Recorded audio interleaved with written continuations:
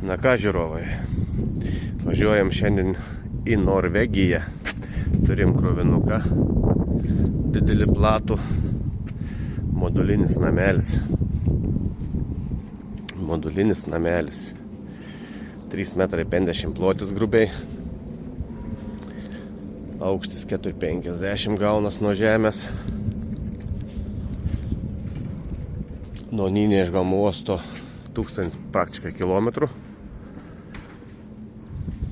Dabar važiuosim, laukiam palydas, dar 2 kolegas ten ir matot. Tai koloną eisim. Čia 1, 2 ir čia nais. Ir važiuosim. Atsipūtę.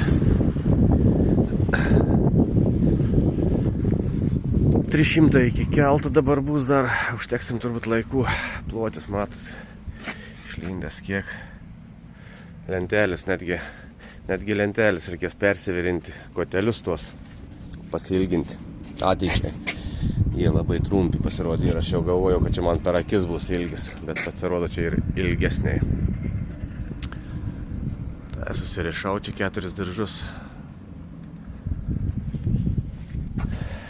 Jo, biški bus įdomaus su tokiu pločiu važiuoti. Su tokiu pločiu pravažiuoti.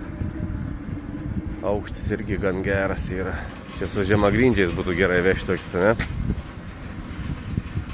Man 8, nu praktiškai 90 yra tralo aukštis.